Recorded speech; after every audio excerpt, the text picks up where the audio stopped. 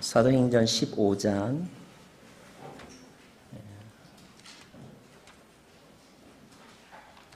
사도행전 15장 35절에서부터 41절까지의 말씀입니다. 우리 수잔 자매님이 have a seat beside her. 앉아주시면 더 좋을 것 같아요.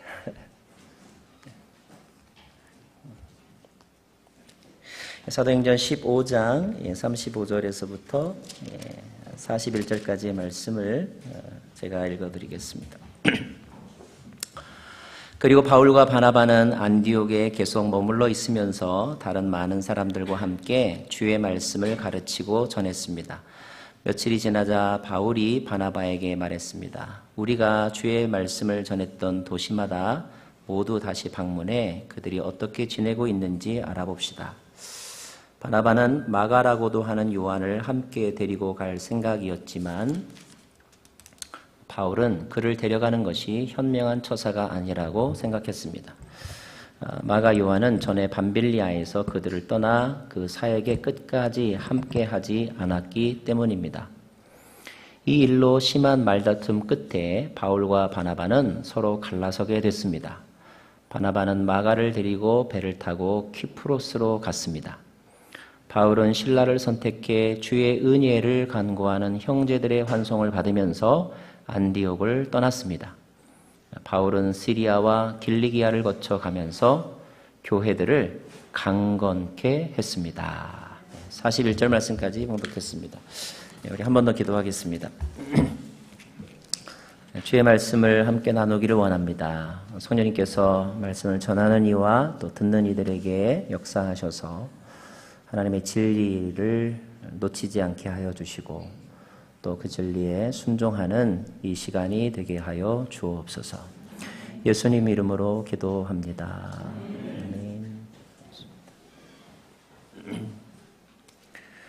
아멘. 시카고에 있을 때 일인데요. 소그룹 모임에서 이렇게 서로 삶을 나눌 때였습니다. 각자 자신의 삶에서 일어난 감사한 일 또는 힘든 일들을 서로 나누는 중이었는데 저도 저의 경험을 나눌 차례가 되었습니다. 저는 그때 제 자녀가 이렇게 내 마음을 아프게 했던 일, 그런데 알고 봤더니 내가 자녀에게 먼저 잘못한 것이 있었다는 일, 그런 것을 함께 나누었어요. 제 이야기가 끝나자 참석했던 성도님 가운데 한 분이 너무 환한 표정으로 이렇게 말씀하시는 거예요. 목사님 얘기를 들으니까 제가 너무 기분이 좋아요. 저는 막 심각해서 힘든다는 얘기 했는데 너무 기분이 좋다고 이렇게 얘기를 하시는 거예요. 너무 그 표정이 신나서 자칫하면 그 자리에서 제 얼굴이 굳어질 뻔 했었습니다. 가까스로 표정 관리하면서 물어봤어요. 왜 기분이 좋으세요? 제가 힘들다는데. 그랬더니 그분이 말하기를 성도들이 삶의 문제로 매일매일 참 힘들게 지내는데 설교하는 목사님은 마치 모든 문제를 영적으로 잘 해결한 분 같아서 어떤 때는 거리가 너무 멀게 느껴진다는 거예요. 그런데 오늘 우리와 같은 문제로 목사도 저렇게 고민하고 있고 쩔쩔매는 것을 보니까 그게 오히려 더 친밀감이 느껴지고 자기 자신에게 위로가 되어서 그게 너무 좋다고 그렇게 얘기를 하시더라고요. 저는 시간이 지나면서 그분의 마음이 이해가 되었어요. 그분은 당시에 아주 우울증을 심하게 앓던 딸이 있었는데 그 딸이 저지르는 여러 가지 행동들 때문에 너무너무 이렇게 힘든 그런 날들을 보내고 계셨습니다. 엄마임에도 불구하고 그 문제를 해결해 주지 못하는 그런 자기 자신에 대한 실망이 있었고 또 이렇게 분노도 그 마음속에 가득했던 거죠. 그런데 그가 이렇게 존경하는, 정말로 그분은 저를 존경하시고 또 저를 많이 사랑해 주셨는데 그런 목사가 어떤 문제로 이렇게 힘들어하는 것, 그게 오히려 그에게 이렇게 힘이 되었다. 이제 그런 이야기입니다. 성경에 등장하는 인물들 가운데서 여러분이 이렇게 존경하고 롤 모델로 삼고 싶은 사람이 누가 있으실까요? 저는 구약에서는 다윗, 그리고 신약에서는 이제 바울을 대표적으로 꼽습니다. 두 사람 다 하나님의 일을 열심히 했고 또 위대한 업적을 세웠고 또 영적으로 존경받아 마땅한 그런 사람들입니다. 성경은 그들의 이야기를 아주 이렇게 영웅적으로 이렇게 우리에게 소개해주고 있죠. 어떤 때는 와, 그들의 삶이 너무 훌륭해서 과연 내가 저렇게 살 수 있을까? 그 사람들이 내 심정을 알까? 이런 생각이 들 정도입니다. 그런데 성경을 읽다 보면 그들의 이야기들 중에서 전혀 숨기지도 않고 그리고 포장하지도 않는, 미화하지도 않는 그런 실수의 기록들이 나와 있습니다. 다윗의 이야기에는 사무엘하 11장에 나와 있고 그리고 바울의 경우에는 오늘 우리가 함께 읽은 사도행전 15장에 나와 있어요. 오늘 읽은 말씀의 내용은 무엇이냐면 그 요점은 바울과 바나바가 서로 심하게 다투고 그리고 서로 갈라서게 되었다. 그런 말입니다. 그들은 성령과 믿음과 지혜가 충만한 사람들이었어요. 그런데 교회 안에서 싸운 것입니다. 그것도 아주 심하게 싸웠다라고 표현되어 있어요. 싸운 것으로 끝나지 않고 서로 굿바이, 갈라섰다고 이렇게 기록되어 있습니다. 분명히 이 일은 안타깝고 부끄럽고 책망받을 만한 일이었을 거예요. 아마 그때 그 교회 사람들이 서로 막 그랬을 거예요. 들었어? 바울 목사님하고 바나바 목사님하고 붙었대. 난리가 아니었대. 다시는 안 보기로 했다네 글쎄. 그런 이야기들이 막 퍼져갔을 거예요. 그래서 오늘 이런 기록 때문에 어떤 사람은 믿음의 세계로 나아가는 발걸음을 이렇게 멈칫할 수도 있습니다. 또 영적 거인들의 실수담, 그런 신문 기사들 때문에 신앙생활 기본이 막 이렇게 흔들리는 사람들도 있어요. 그런 사람들이 점점 더 많아지고 있죠. 하지만 오늘 말씀은 우리의 신앙을 떨어뜨리기 위함이 아니라 신앙의 장애물을 극복하기 위해 기록된 이야기입니다. 오늘 이 이야기를 함께 살펴보면서 또 우리에게 주신 교훈을 이 시간에 함께 나누기를 원합니다. 자, 바울과 바나바가 싸웠다고 합니다. 싸움의 원인이 된 사람은 마가입니다. 이 세 사람, 바울, 바나바, 마가, 이 세 사람을 한번 살펴보기를 원합니다. 먼저 마가를 살펴볼까요? 37절 말씀에 오면 마가라고도 하는 요한이란 말이 나옵니다. 요한은 히브리식 이름이고 마가는 로마식 이름입니다. 같은 인물을 지칭하는 표현입니다. 먼저 마가의 어머니도 성경에 나오는데 마가의 어머니의 이름이 마리아입니다. 마리아. 그러면 예수님하고 마가하고 형제일까요? 예, 다른 인물입니다. 마가의 어머니 마리아도 아주 독실한 기독교 신자였습니다. 초기 기독교 공동체가 어려움을 겪고 있었을 때에 그의 어머니는 자신의 집을 그 교회 사람들을 위해서 제공해 주었어요. 보통 오순절 성령 강림 사건이 일어난 곳을 우리 마가의 다락방이라고 말하는데 정확하게 말하면 마리아의 다락방입니다. 그 집의 소유권은 그의 어머니 마리아에게 있었거든요. 예수님이 부활하시고 난 후에 마리아는 자신의 집을 성도들의 기도 장소로 제공을 했습니다. 그래서 약 120명이나 되는 사람들이 매일매일 거의 열흘 가까이 그 집에 모여서 기도했고 드디어 오순절에 성령을 체험하는 사건을 경험하게 된 것이죠. 아마 그 아들 마가는 그의 어머니가 교회 사람들을 위해서 집을 이렇게 오픈하는 것을 보면서 헌신이라는 것을 아마 배웠을 거예요. 헌신이란 이런 것이구나. 그녀의 신앙은 아들 마가에게도 영향을 주었을 것입니다. 마가 역시 그 성령 강림 사건의 그 자리에 있었을 거예요. 마가는 훗날에 바울과 바나바의 눈에 띄어서 바울과 바나바가 안디옥 교회를 갈 때에 그들을 따라갑니다. 그리고 바울과 바나바와 함께 1차 전도 여행에 헌신합니다. 헌신했어요. 참 귀한 사람입니다. 마가는. 또 한 명의 사람이 나오는데 우리가 잘 아는 바나바입니다. 바나바도 역시 오순절 성령 체험을 한 사람인 것 같습니다. 성령 체험을 한 그는 단지 감정적인 체험에만 머무르지 않았습니다. 그는 자기가 받은 은혜를 나누어 주길 원했어요. 그래서 자신의 밭을 팔았습니다. 그 판 돈을 사도들 교회에 헌금했습니다.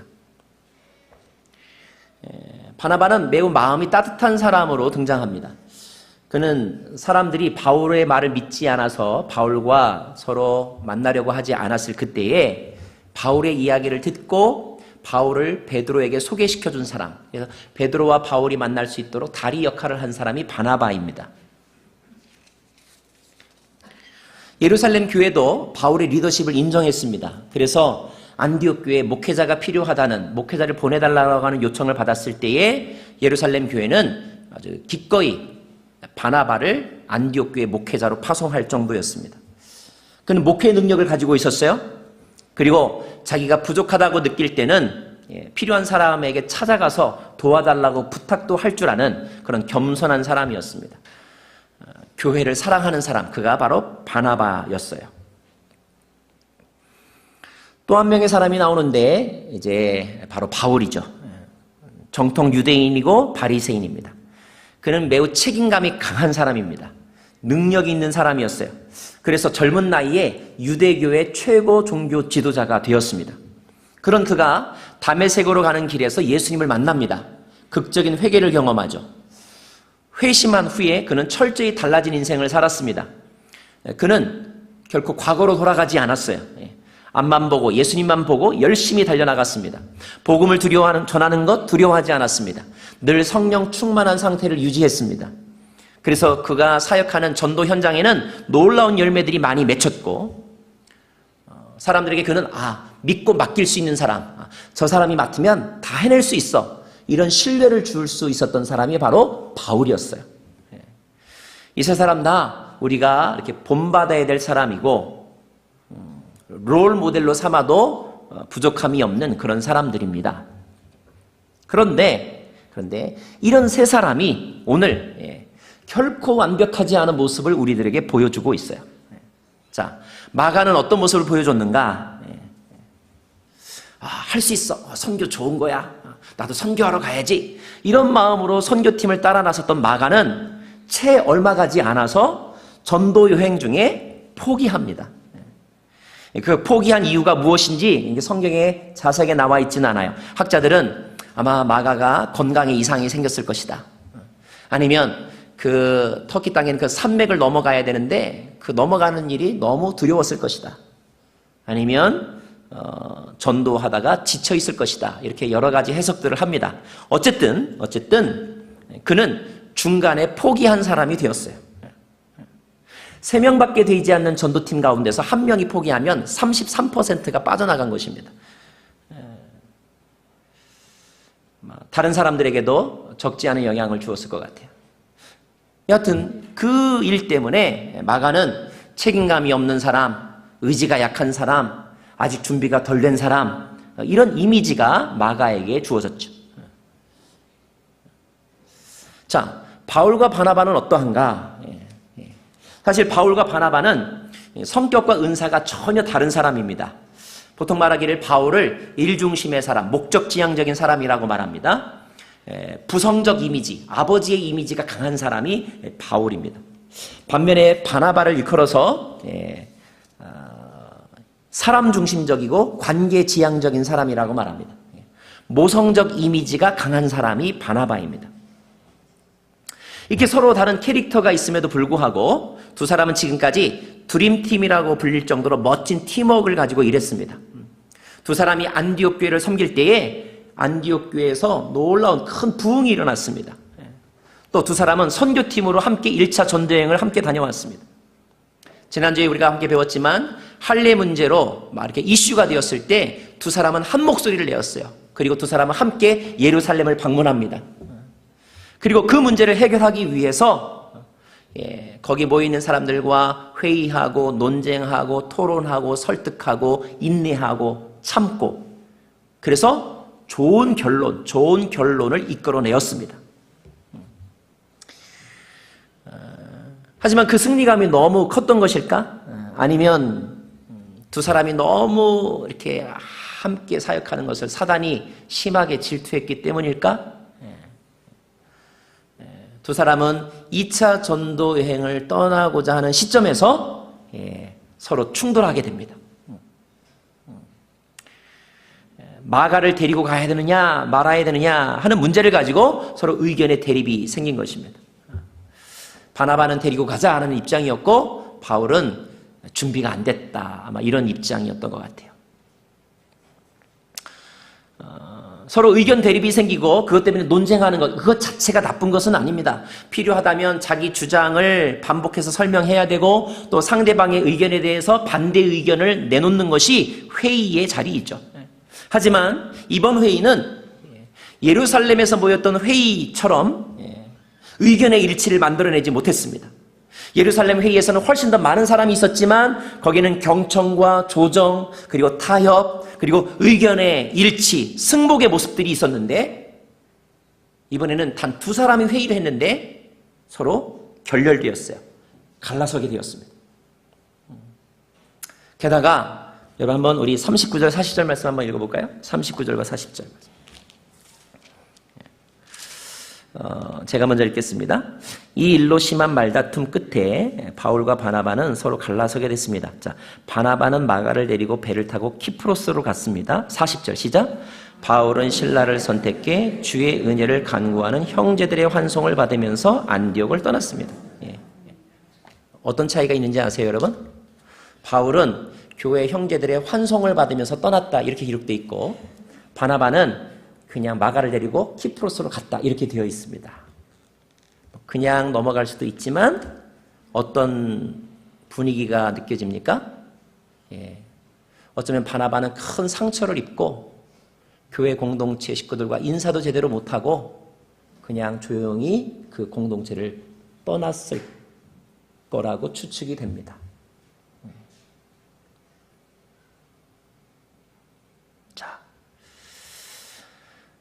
우리는 누가 잘못인가 한번 따져보고 싶은 호기심이 생기죠. 누가 더 큰 잘못을 저질렀을까? 우선적으로는 바울의 모습이 눈에 비춰집니다. 아니 어떻게 바울이 바나바한테 싸울 수 있을까?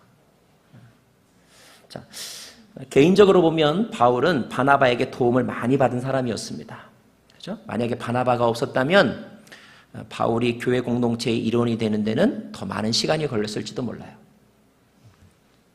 게다가 그가 다소라고 하는 자기 고향에서 10년 동안 무명의 선교사로 사역하고 있었을 그때에 그 바울을 안디옥 교회로 청빙해서 안디옥 교회의 스텝이 되게 만들었던 사람이 바로 바나바였습니다. 그런 관계를 생각하면 너무 아쉬운 대목이죠. 오늘 싸웠다고 하는 것은. 물론 이전에 어떤 도움을 받았던 사건, 어떤 일 때문에 그것 때문에 평생 이렇게 순종해야 되거나 그것 때문에 평생 노예처럼 살아갈 그런 이유는 없습니다. 언젠가는 우린 다 이렇게 헤어지게 되니까요. 그런데 되게 헤어질 때 보면 좋은 일로 헤어지는 일은 극히 드물죠. 안 좋은 일이 계기가 되어서 헤어지게 됩니다. 이런 모습들은 우리들의 관계에서도 많이 나타나죠.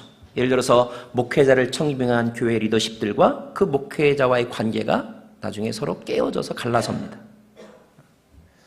양육자와 동반자, 그 관계에서도 이런 일이 일어나고요.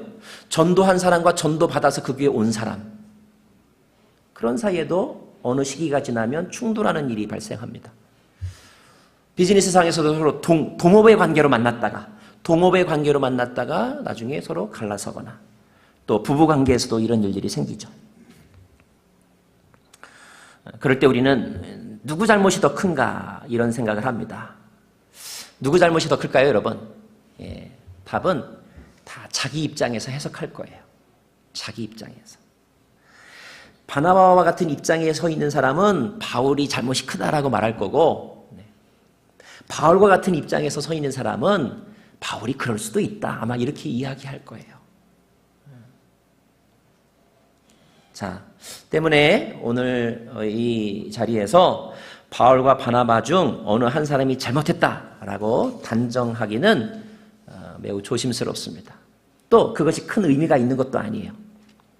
분명한 것은 오늘 이 사건에서 우리가 한 가지 배워야 될 교훈은 두 사람 모두 성령 안에서의 관계를 유지하는데 실패했다는 것이고요.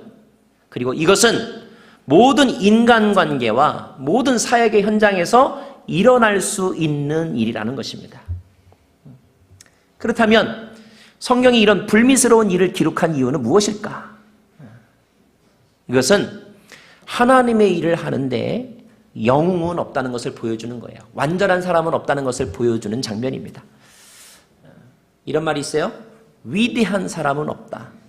다만 위대한 하나님의 손에 붙들린 사람만이 있을 뿐이다. 여러분, 사람을 우상시하지 말라고요.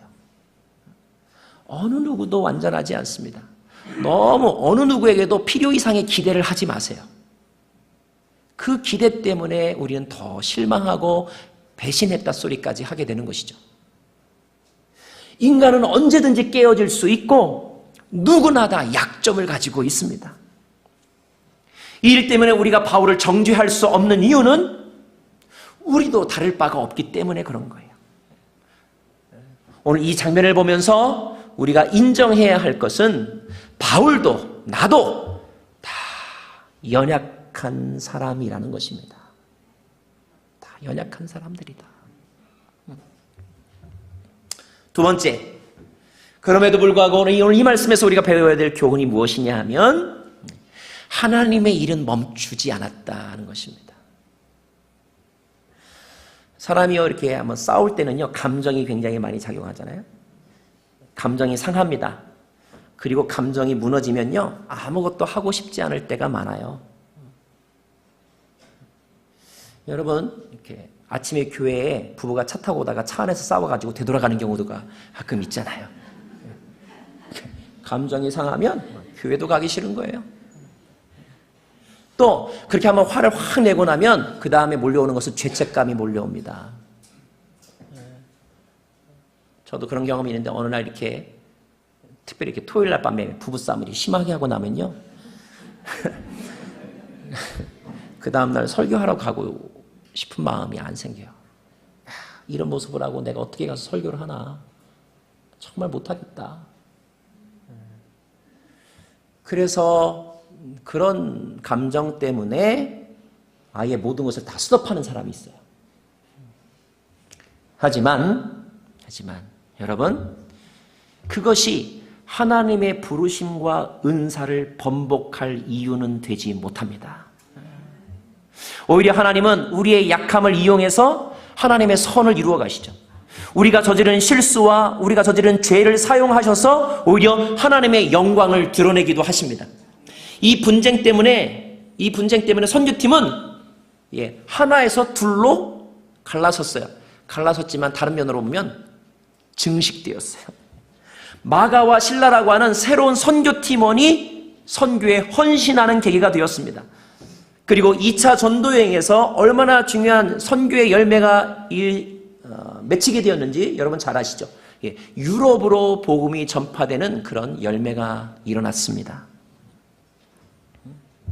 만약에 어떤 한 사람이 불순종하면 그것이 복음의 행진의 속도를 더디게 만들 수 있어요. 또 사역하다가 서로 다투면 사역의 효율성이 떨어질 수도 있습니다. 하지만 그렇다고 해서 하나님의 일이 완전히 멈추는 것은 아닙니다.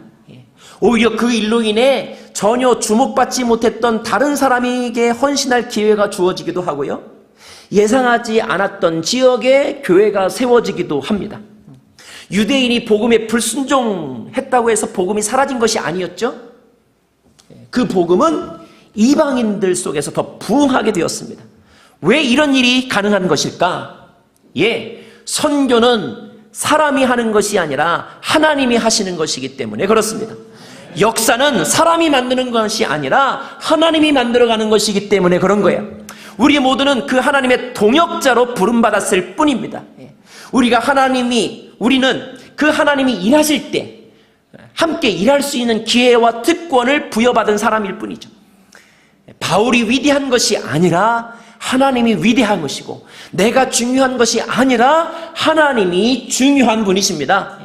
데살로니가전서 5장 24절 25절 말씀을 여러분에게 읽어드리길 원하는데요. 이런 말씀이 있어요.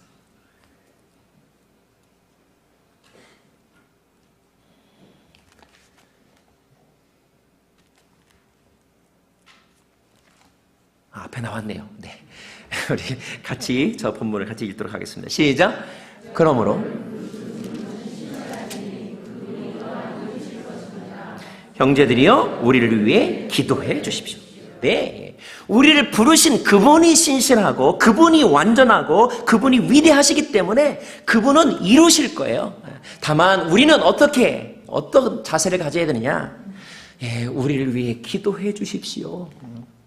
하나님이 우리에게 그런 찬스를 주셨을 때 불순종하는 사람이 되지 않게 기도해 주십시오. 중간에서 포기하는 자가 되지 않게 기도해 주십시오. 우리는 다만 그렇게 나아가는 것뿐입니다.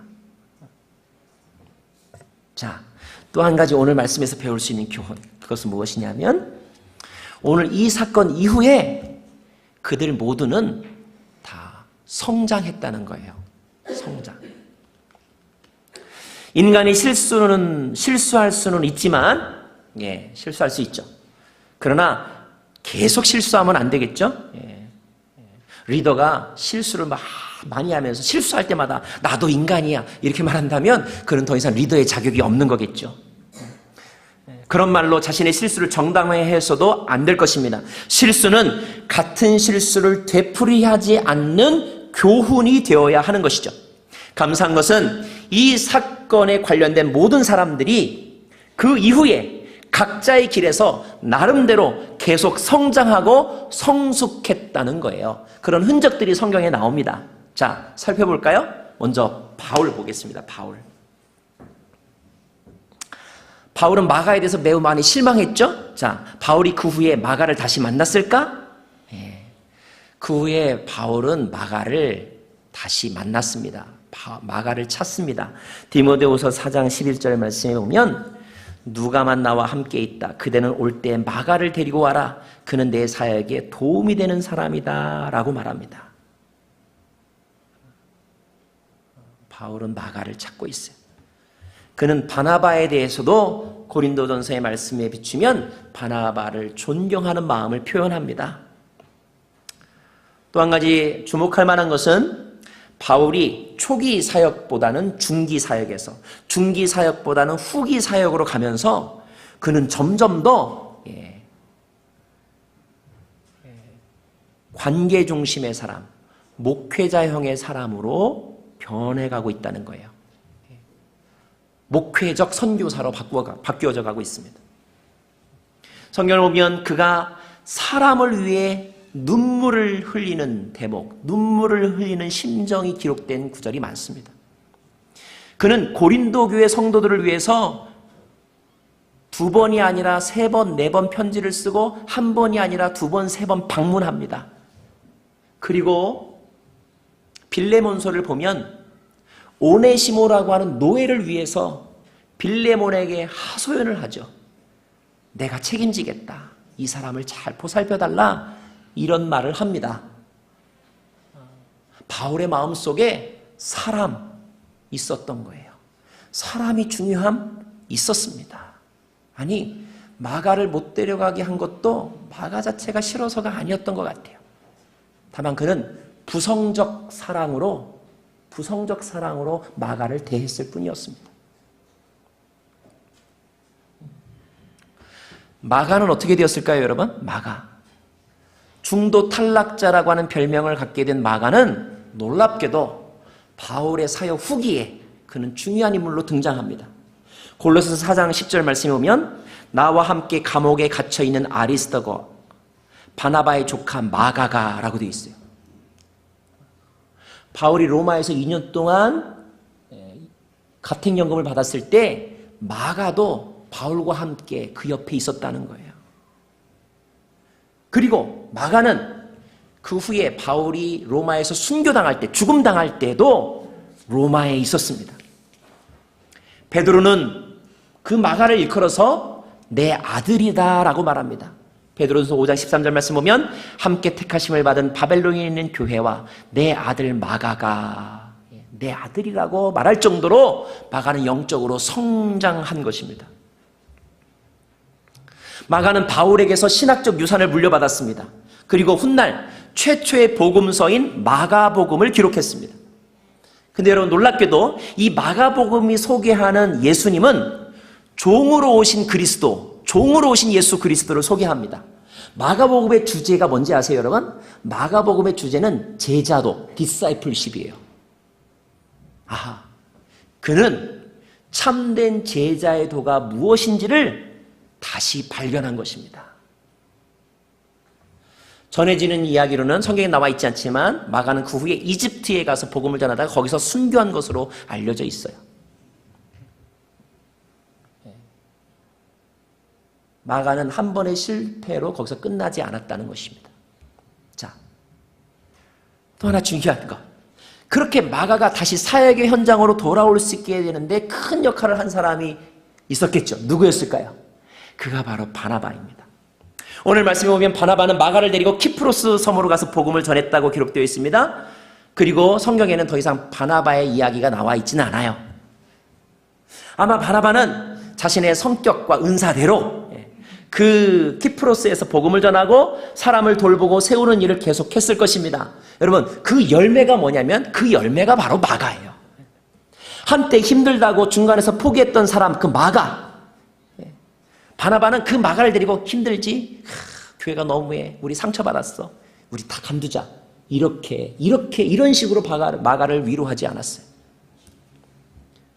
바나바는 마가를 품었습니다. 마가를 위로했습니다. 그리고 마가를 가르쳤습니다. 그리고 다시 마가를 사역의 현장으로 되돌려 보냈습니다. 아마 바나바의 격려와 사랑이 큰 힘이 되었을 거예요.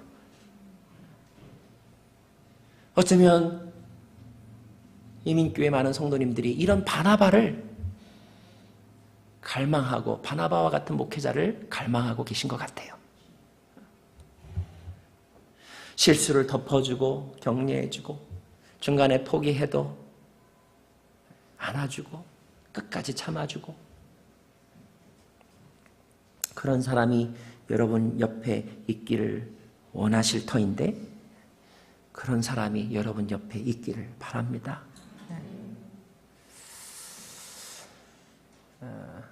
MIT를 졸업하고 미국의 중견기업에서 임원으로 일하다가 한국 CJ 제1제당의 부사장으로 가셨던 분, 그리고 지금은 월드비전, 옛날에 선명회죠, 월드비전 대표로 맡고 계신 양호승님이라는 분이 계신데 이분이 온누리교회 장로님이세요. 제가 시카고에 사역할 때 그는 밀워키라고 하는 곳에 사셨는데 2시간 되는 거리를 달려와서 예배를 하시고 교회를 섬기셨습니다. 근데 그분이 늘 그런 말씀하셨어요. 자신의 성경에서 롤 모델은 바나바이다. 바나바. 나는 바나바처럼 누군가가 주님의 일을 전면에 나서서 잘할 수 있도록 돕는 자가 되고 싶다. 근데 그런 얘기를 늘 하셨고 또 실제로 그렇게 교회를 섬기셨어요. 부족한 저를 너무 잘 도와주셨습니다. 인생의 경험과 지혜로 조언해 주셨고 또 힘들 때 격려해 주시고 위로해 주셨어요.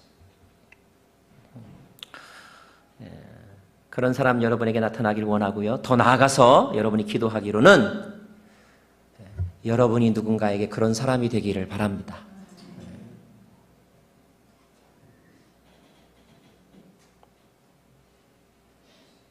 실수한다는 것은 매우 안타까운 일입니다. 그러나 우리 모두는 실수합니다. 실수를 극복한다는 것은 참 멋진 일입니다. 그것은 하나님을 바라볼 때 가능한 것입니다. 사역을 하다 보면, 교회에 섬기다 보면 이런저런 일들이 일어날 수 있습니다. 그리고 연약함 때문에 또는 오해 때문에 또 의견의 차이 때문에 갈등이 일어날 수 있습니다. 그 갈등 때문에 서로 안 보기도 합니다. 그러나 그것이 끝이 되어서는 안 됩니다. 그것이 마침표가 되어서는 안 됩니다. 우리는 다시 일어서야 합니다. 그리고 일어설 수 있습니다. 사람을 보지 않고 주님을 바라보면 됩니다. 그리고 우리의 그릇이 더 커지기를 기도해야 합니다. 지금은 내가 이 사역을 다 할 수 있는 능력이 안 됩니다. 지금은 내가 저 사람을 다 품을 수 있는 그릇이 되지는 않습니다. 그러나 하나님, 제가 그런 그릇이 될 수 있도록 도와주세요. 하나님, 우리를 위해서 하나님의 능력을 부어주세요. 이렇게 기도하면 위대하신 하나님은 다시 우리를 붙잡아 세우셔서 우리를 다시 만나게 하시고 예전에 실패했던 그 실수를 회복하게 하시고 끝까지 최후의 승리의 순간까지 우리를 나아가게 하실 줄로 믿습니다. 올해가 끝나갑니다. 지난 한 해를 돌아보면서 비즈니스에서 어떤 경험이 있고 교회 성도들과의 관계에서 어떤 일이 있고 그리고 우리가 봉사하다가 어떤 일들이 일어났습니까? 분명히 안타까운 일, 부끄러운 일도 분명히 있을 것입니다. 그러나 그것이 우리의 끝이 아니기를 이 시간 선포하고 다시 우리의 눈을 들어서 주님을 바라보고 주께서 이루실 것이다. 주님은 신실하시니 그분이 이루실 것이다. 그분 붙잡고 다시 한 걸음 한 걸음 발걸음을 옮기는 저와 여러분 되기를 간절히 바랍니다. 우리 함께 찬양하겠습니다. 예수의 이름으로 나는 일어서리라.